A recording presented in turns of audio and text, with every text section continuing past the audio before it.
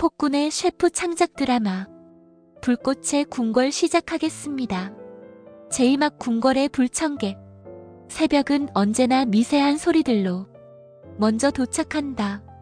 먼 마당에서 닭이 울고 그 소리를 따라 방아를 찢는 둔탁한 리듬이 뒤편 창고에서 뚝뚝 새어나왔다.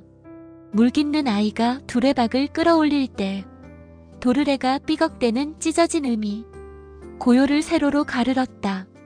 어둠은 아직 사라지지 않았지만 소리들은 이미 낮의 편에 서 있었다. 궁부의 땅바닥은 전날 밤 연회의 기름을 반쯤 마신 상태였다. 깔개 삼은 짚이 눅진했고 그 위로 엎질러진 장국이 끈끈한 얼룩을 남긴 채 말라붙었다. 한쪽 모서리에서는 수채 잔재가 아직 부드러운 재로 변하지 못하고 거칠게 남아 발바닥을 찔렀다. 연지영은 신발을 제대로 갖추지 못한 맨발에 천을 감아 묶고 그 천의 올 사이로 스며든 장냄새를 잠깐 맡았다. 낯선 냄새였다. 그러나 그 낯설미 이상하게 마음을 가라앉혔다. 아주 오래전 아침의 냄새 같았다. 뜨거운 국이 막 끓기 시작하고 누군가 말없이 그릇을 내려놓는 소리. 소리들 사이로 사람의 체온이 왔다 갔다 하는 느낌. 그녀는 누구보다 먼저 부엌에 들어와 있었다. 물을 올리고 장을 풀었다. 된장은 겉면에 하얀 꽃이 살짝 올라와 있었지만 젓가락으로 겉을 걷어내자 속살은 단단하고 탄력이 있었다. 그녀는 손바닥으로 작은 공을 빗듯 장을 굴렸다. 송금 사이로 미세한 입자가 스며들었다. 이곳의 장은 프랑스의 소스와 달리 오래 살아있었다. 한 해의 햇빛과 바람을 먹고 다음 해의 비를 기억하는 맛이었다. 장을 푼 물이 끓기 시작하자 냄새가 부엌의 나무 기둥에 스며들어 오래된 그 흐름을 깨웠다.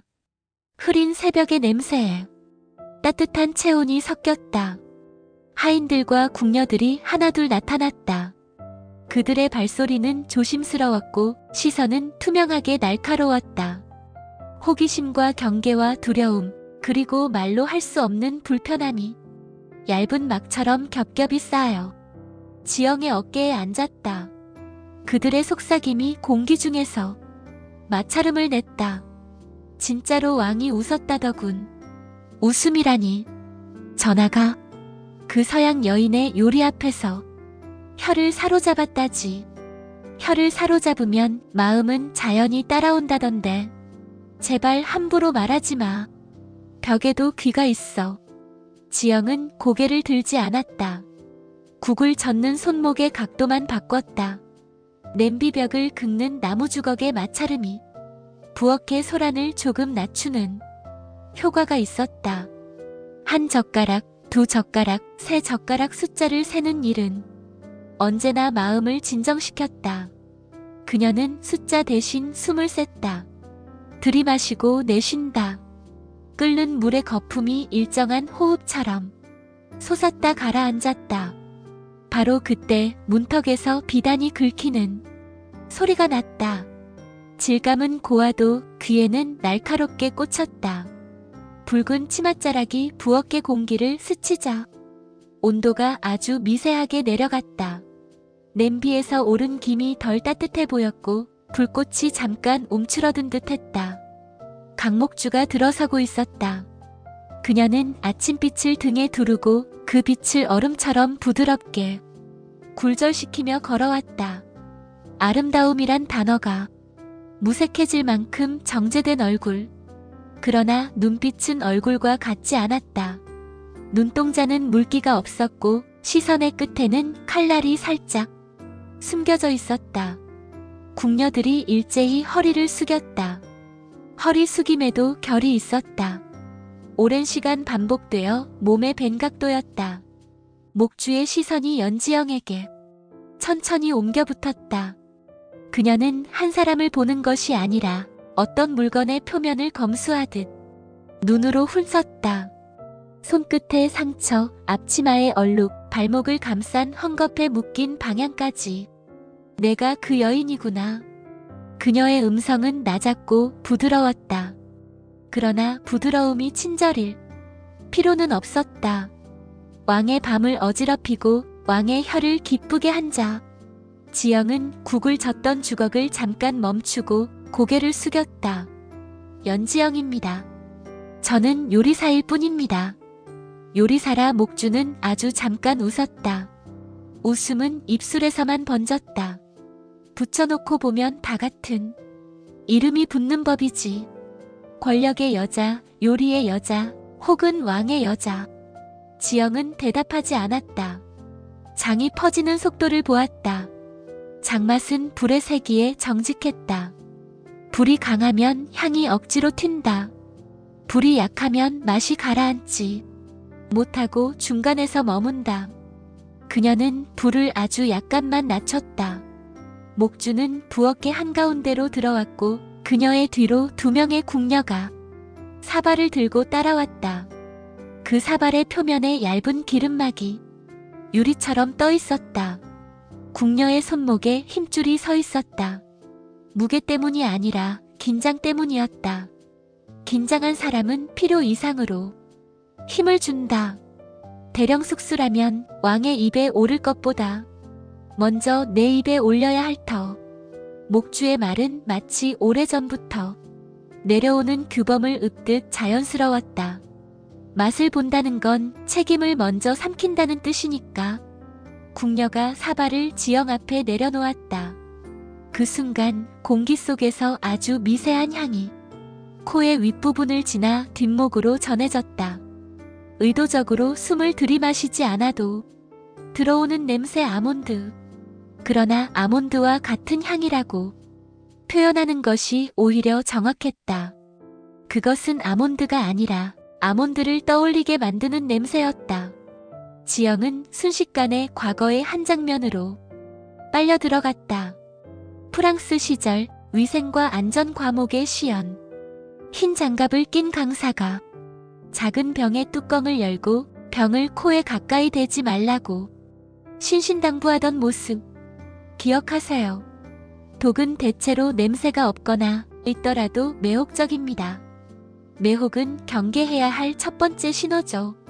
그때 강사의 손목에 빛나던 얇은 시계줄, 교실의 바닥 타일에 비친 형광등. 기억은 냄새로 불려진다. 그녀는 천천히 눈을 떴다. 눈앞의 사발에서 떠오르는 증기가 아침빛을 잘게 흔들었다. 맛을 보아라. 목주의 목소리는 차분했다. 차분함 속의 조급함은 보이지 않았다. 조급하지 않은 사람이 더 무섭다. 시간이 자신 편이라고 믿기 때문이다. 지영은 사발을 들었다. 사발의 가장자리 온도는 의외로 낮았다. 오래 끓인 것이 아니었다. 막 데운 것이었다. 독은 열에 약할 수도 있고 강할 수도 있다. 대부분의 독은 맛보다 먼저 효과로 자신을 증명한다. 그녀는 사발을 입술 가까이 가져갔다. 입술의 피부는 혀보다 더 둔감하다. 입술이 느끼지 못할 것을 혀는 느낀다. 혀가 느낄 것을 위장은 견디지 못한다.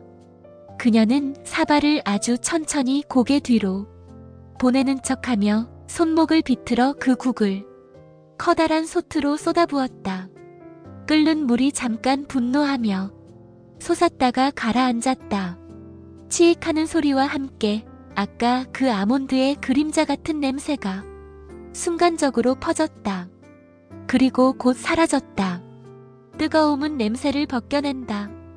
벗겨진 냄새는 공기 속으로 흩어져 의미를 잃는다. 부엌이 동시에 숨을 멈췄다. 허공의 먼지들마저 제자리를 찾지 못해 잠깐 흔들렸다. 목주의 눈매가 세로로 얇아졌다. 그녀의 뺨에 드리운 그림자가 더 선명해졌다. 무엇을 한 것이냐? 목주는 웃음을 잃지 않은 채 물었다. 웃음은 이제 입꼬리 바깥으로 나아가지 못했다. 왕의 입에 맞지 않는 재료가 들어있었습니다. 지영은 담담히 말했다. 목소리에 떨림은 없었다. 떨림이 없다는 것은 두려움이 없다는 뜻이 아니라 두려움을 관리할 수 있다는 뜻이었다. 맛을 해칩니다. 맛을? 목주의 미소가 부서지는 데는 많은 노력이 필요하지 않았다. 그녀는 아주 자세히 때려 부수듯 말을 끊어 발음했다. 맛을 해친다고? 그녀의 뒤에 서 있던 궁녀의 손이 덜덜 떨렸다. 사발이 흔들려 표면의 기름막이 얇게 흘렀다. 지영은 그 궁녀의 손목에 아주 가느다란 상흔이 있는 것을 보았다. 평소엔 매무새에 묻혀 눈에 띄지 않았을 너무 오래된 자국, 오래된 상처는 대개 말이 없다. 그러나 말이 없다고 해서 없어지는 것은 아니다. 대령숙수는 왕의 밥상을 지키는 사람이라 들었다. 목주의 음성은 담담했지만 단어의 끝마다 작은 비수가 달려 있었다. 왕의 밥상을 어지럽히는 자는 누구든 밟아야 한다. 사발 하나로 판단을 내리는 너의 오만이 왕의 밥상을 어지럽힌다. 내 혀는 왕의 혀보다 위인가? 왕의 혀는 왕의 것이다. 지영은 눈을 들었다. 저의 혀는 제 책임의 것이다. 저는 제 책임으로 판단했습니다. 제 책임으로 버렸고 제 책임으로 다시 끓일 것입니다. 부엌 바닥의 기름 얼룩이 햇빛을 받아 가느다랗게 반짝였다. 햇빛은 칼날을 닮았다. 빛은 칼처럼 빠르게 자른다. 어떤 것은 자르고 어떤 것은 남겨둔다. 목주의 시선이 한동안 움직이지 않았다. 그 고요 속에는 계획이 있었다. 계획은 대개 고요 속에서 자란다. 재미있구나. 목주는 마침내 말했다. 내가 어디까지 설 수 있는지, 내 발끝이 어느 지점에서 너를 밀어 떨어뜨릴 수 있는지 천천히 보도록 하자. 그녀는 돌아섰다. 붉은 비단이 바닥에서 짧은 소리를 냈다. 그녀의 뒤를 따르던 궁녀들이 일제히 고개를 숙이며 따라 나갔다. 그들이 떠나자 부엌은 다시 숨을 쉬기 시작했다. 그러나 숨은 아까보다 더 얕아졌다. 얕은 숨은 오래가지 못한다. 사람들은 서로 눈을 마주치지 않으려 했다. 눈을 마주치는 일은 어쩐지 잘못된 일처럼 느껴졌다. 지영은 솥에서 피어오르는 김을 바라보았다. 김은 늘 같지만 매번 다르다. 오늘의 김은 어제보다 무거웠다. 무거운 김은 냄새를 더 오래 붙든다. 그녀는 주걱으로 국을 천천히 저었다. 끓는 표면 아래에서 작은 소용돌이들이 생겼다가 사라졌다. 소용돌이의 윤곽은 금방 무너졌지만 그 무너짐이 다음 모양의 밑그림이 되었다. 그녀가 칼을 들어 물을 써는 동안 귀퉁이에서 낮은 숨소리가 났다. 오늘 처음 보는 어린 남자 하인이었다. 볼이 아직 부드럽고 두 눈은 지나치게 솔직했다. 그는 주위를 살피다가 지영에게 다가와 말이 아닌 표정으로 말을 했다. 두려움 그리고 걱정. 아이는 입술을 깨물며 고개를 끄덕였다. 봤어요. 라는 의미였다. 지영은 같은 방식으로 대답했다. 알아요. 말하지 마요. 낮이 천천히 궁궐 위에 올라앉았다. 햇빛은 기와를 지나 돌마루에 닿을 때 더 밝아졌다. 고요히 앉아있던 왕겨먼지가 햇빛 속에서 무수한 별처럼 떠다녔다. 붉은 깃발의 그림자가 마당을 가로질렀다. 기사훈련장의 함성은 희미했다. 멀리서 풍악 소리가 들리는 듯 했지만 가까이서는 들리지 않았다. 소리는 거리를 잘 안다. 갈 수 있는 곳까지 가고 갈 수 없는 곳에서는 멈춘다. 정오 무렵 내관 하나가 부엌 문지방에 나타났다. 그는 허리를 깊이 굽혀 예를 갖춘 뒤 짧게 통보했다. 전하께서 방금 전에 들르셨다가 다시 돌아오시겠노라 하셨습니다. 새로 끓인 장국을 준비하라 하십니다. 간은 어제보다 반 숟가락 덜어 하라 하십니다. 반 숟가락. 지영은 되뇌었다. 반 숟가락의 차이는 혀가 알 수 있는 차이였다. 그녀는 어젯밤의 그의 표정을 떠올렸다. 젓가락에 힘이 이완되는 순간 잠깐 풀어진 미간. 예, 알겠습니다. 그녀는 장을 푸는 손을 잠깐 멈추고 물을 더했다. 달라진 염도만큼 불을 더 낮췄다. 염도가 낮을수록 뜨거움이 맛을 더 밀고 올라온다. 뜨거움이 앞으로 오면 채소의 향이 뒤로 물러난다. 그녀는 파 뿌리를 조금 더 오래 끓이기로 했다. 파의 뿌리는 파의 잎보다 더 단단하고 단맛이 느리게 나온다. 한참 뒤 부엌에 다시 미묘한 정적이 내려앉았다. 발소리가 들리기 전에 시선이 먼저 도착했다. 사람들이 이유 없이 자세를 고쳐 앉았다. 내관이 앞서 들어왔고 그 뒤로 왕이 나타났다. 그는 전날 밤에 붉은 골룡포 대신 아침에 가벼운 곰복을 걸쳤다. 그러나 옷의 무게가 그의 무게를 가볍게 하지는 못했다. 사람이 입는 옷이 사람을 바꾸는 것은 한계가 있다. 사람의 속은 여전히 어제의 속이었다. 지영은 땅에 손을 짚고 절했다. 왕은 손을 들지 않았다. 그는 부엌을 훑었다. 사소한 것들, 칼의 방향, 칼등에 남은 물기의 양, 도마의 위치, 불의 크기, 냄비의 뚜껑이 약간 열려있다는 사실을 눈으로 훑었다. 보는 사람은 모를 수 있다. 그러나 들여다보는 사람은 알고 싶어 한다. 알고 싶어 하는 눈은 더 깊다. 장국. 왕이 짧게 말했다. 지영은 준비해둔 그릇에 장국을 떠올렸다. 김이 피어올랐다. 김 사이로 왕의 손등에 얇은 흉터가 다시 보였다. 흉터는 빛을 받으면 물결처럼 은은하게 흔들렸다. 그는 숟가락을 들어 장국을 입에 넣었다. 눈을 감지 않았다.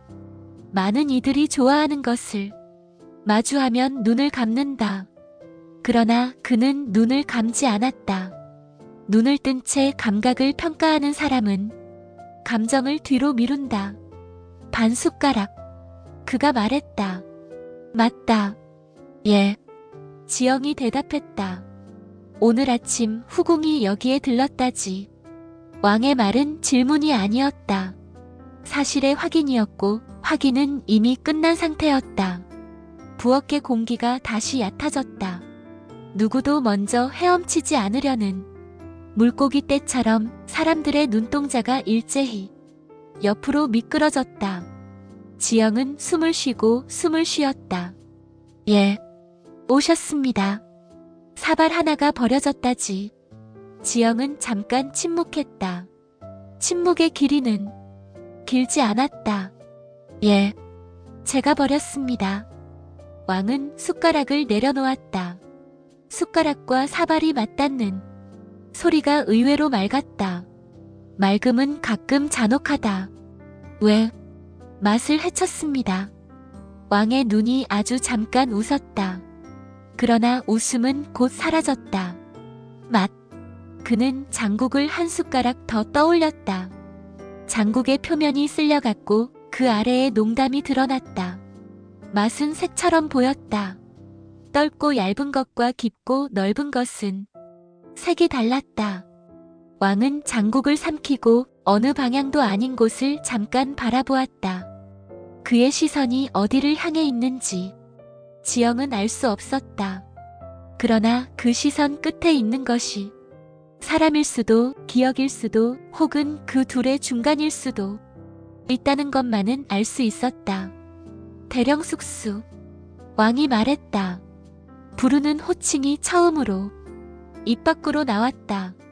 이름 대신 역할. 이름은 사라질 수 있지만 역할은 남는다. 앞으로 내가 올리는 것은 내 혀로 먼저 평가하라. 난 내 혀가 오만해지는 날 내 칼은 내 목을 먼저 겨누어야 한다. 명심하겠습니다. 왕은 더 묻지 않았다. 그는 떠날 때도 조용했다. 그의 뒤에서 내관이 대신 시선을 치웠다. 사람들이 따라 고개를 들었다. 누군가 숨을 내쉬었고 숨과 함께 가늘고 메마른 기침이 뒤섞여 나왔다. 지영은 장국을 다시 한번 저었다. 그리고 그 장국이 조금 전보다 더 깊은 냄새를 가졌다는 사실을 아주 사소하게 아무 의미도 없다는 듯 확인했다. 왕이 떠난 뒤 부엌의 공기는 연문으로 몰려나갔다. 창호지에 비친 햇빛이 바닥에서 흔들렸다. 그 흔들림 속에서 한 사람이 그림자처럼 미끄러져 들어왔다.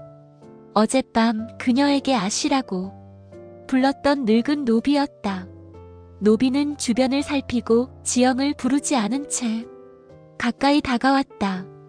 부르는 일보다 가까이 다가오는 일이 때로는 더 큰 말이었다. 조심하시오. 노비의 목소리는 달아있었다. 너무 오래 쓴 목소리였다. 오늘은 왕께서 막아주셨지만 내일은 모르오. 후궁마마는 오래 견디는 분이요. 오래 견디는 자에게는 시간이 아군이지요. 지영은 말했다. 오래 견디는 법을 저는 배웠어요. 칼로, 불로, 물로. 가장 느리고 가장 확실한 것들로. 노비의 눈에 잠깐 물기가 어렸다. 울음이 아니라 반사된 빛이 컵의 가장자리를 타고 돌 때 생기는 얇은 윤광 같은 것이었다. 아씨의 왼어깨의 점. 노비는 다시 말을 꺼내려 했으나 지영이 고개를 저었다. 지금은 아니에요. 그러면 노비는 부엌 기둥과 장독대 사이 빈틈으로 눈을 던졌다. 벽에는 귀가 있고 장독에는 입이 있어. 오늘 밤 비가 오면 장독이 눅눅해지면 누군가 움직일 것이오. 그때 열리는 소리를 잘 들으시오. 지영은 고개를 끄덕였다. 비는 냄새를 바꾼다. 바람을 데려오고 발자국을 지우고 소리를 둔탁하게 만들고 어떤 소리는 오히려 더 크게 만든다. 장독대의 뚜껑은 비에 약하다. 나무가 물을 먹으면 부드러워지고 부드러워진 것은 더 잘 열린다. 노비는 아무 말 없이 사라졌다. 사라지는 것도 오래 배운 사람만이 자연스럽게 할 수 있는 기술이었다. 오후에 바람이 돌았다. 바람이 도는 건 눈으로도 보였다. 대나무 숲이 한꺼번에 한 방향으로 몸을 숙이고 곧 반대로 고개를 들었다. 하늘은 생각보다 빨리 어두워졌다. 빛의 색이 푸른 회색에서 먹색으로 옮겨질 때 첫 방울이 떨어졌다. 그리고 이어서 잔비가 촘촘하게 마당을 점자처럼 찍기 시작했다.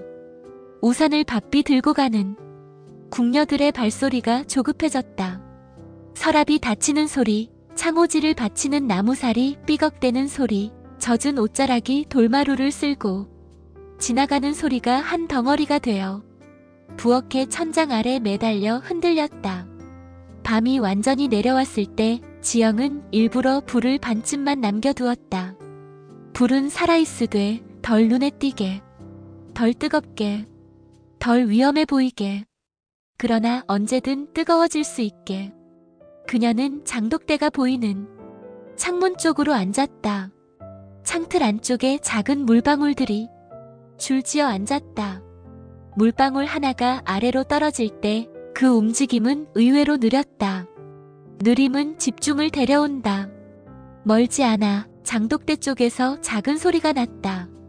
나무가 물을 먹은 뒤 몸을 비틀며 내는 소리. 끼잉도 아니고 찍도 아닌 그 사이의 소리.